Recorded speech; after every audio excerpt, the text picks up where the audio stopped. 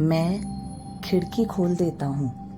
झरने के स्वच्छ जल प्रवाह की भांति हवा कमरे में आने लगती है।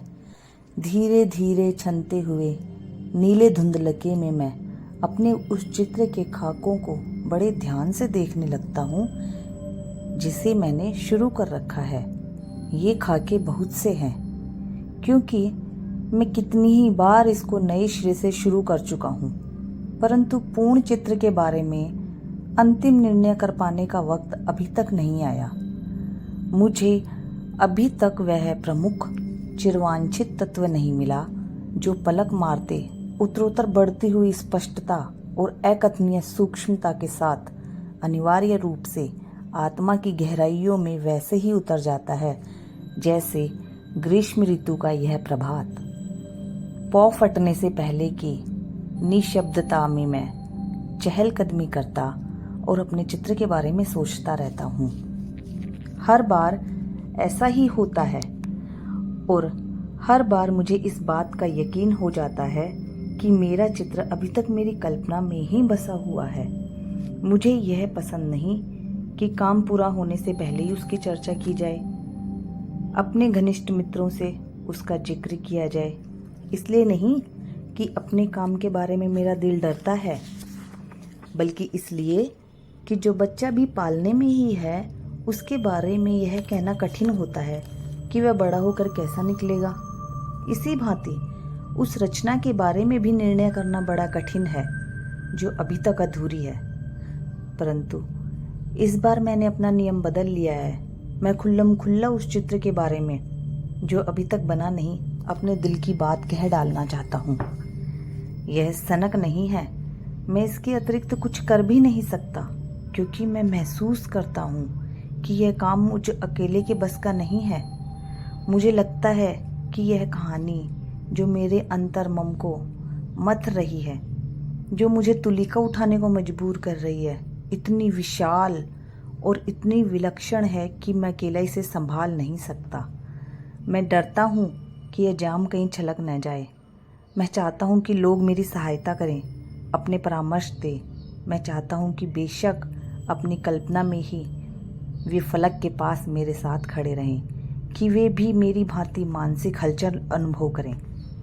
अपने हृदय को उद्वेलित होने दीजिए, मेरे निकट आइए। मैं यह कहानी कहे बिना रह नहीं सकता। हमारा कुरकुरेव गांव पहाड़ों के दामन में बसा है, जहां अनेक दर्रों में से शोर मचाती पहाड़ी नदियां बहती हैं। गांव के नीचे दूर दूर तक एक सुनहरा मैदान फैला है, विशाल कचाक स्टेपी, जिसकी सीमाओं को काले पहाड़ों की श्रेणियां और क्षितिज के साथ साथ पश्चिम की ओर जाने वाली रेलवे लाइन की काली रेखा आंकती है। गांव के ऊपर पोपलार के दो विशालकाय पेड़ एक टीले पर खड़े हैं। जिस दिन से मैंने होश संभाला है, ये पेड़ मेरे स्मृति पटल पर अंकित हैं।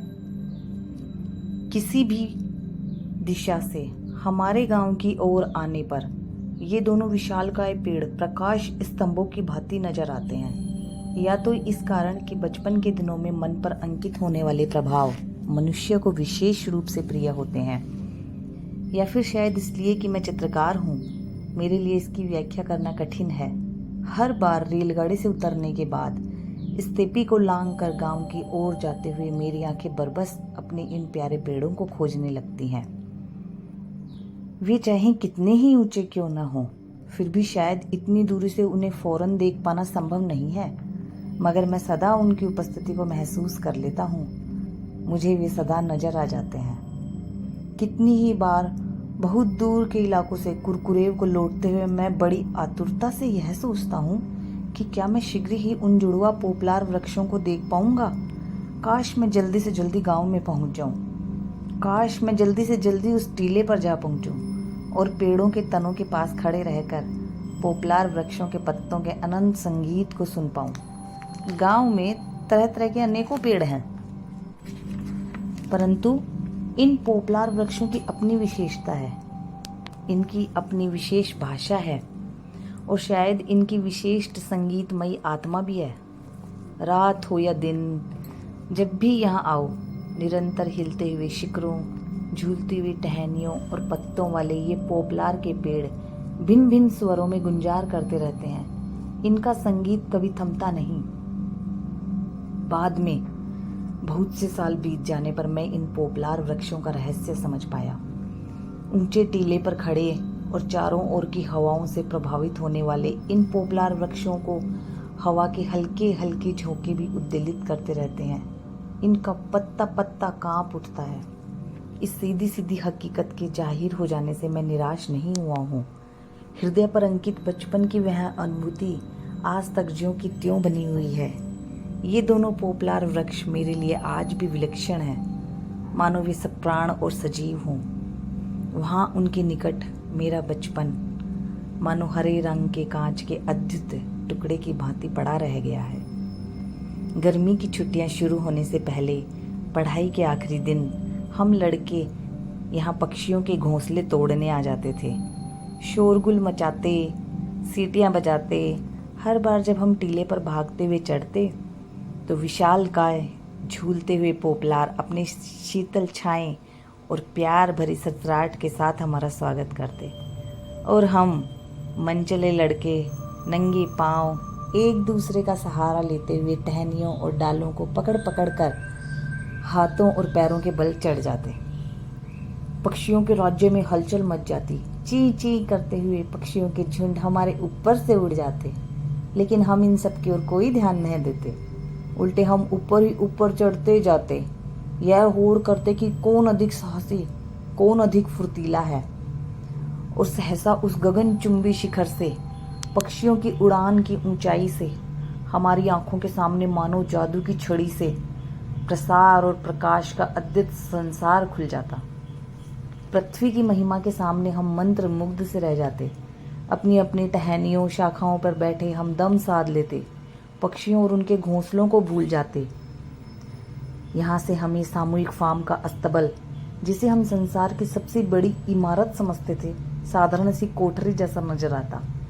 गांव के पीछे अछूती स्टेपी का अनंत प्रसार फैलता हुआ धुंधलेके में खो जाता। हम उसकी नीलिमा से ढकी दूरियों को जहां तक नजर जाती आंखें फाड़ फाड़ कर देखते, और हमें धरती के अनेकानेक क्षेत्र नजर आते जिनके अस्तित्व की हम पहले कल्पना तक नहीं करते थे।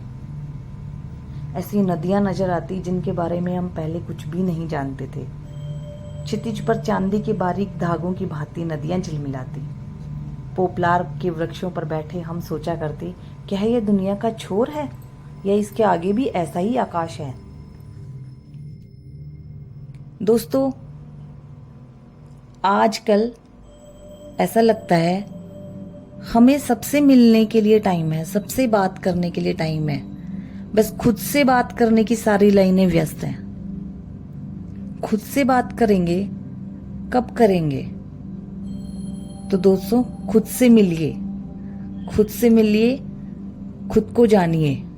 और खुद से मिलने का सबसे बेहतरीन तरीका है कहानियों में डूब जाइए। एक अच्छी कहानी के साथ खुद से मिलिए, खुद को पाइए। थैंक यू दोस्तों।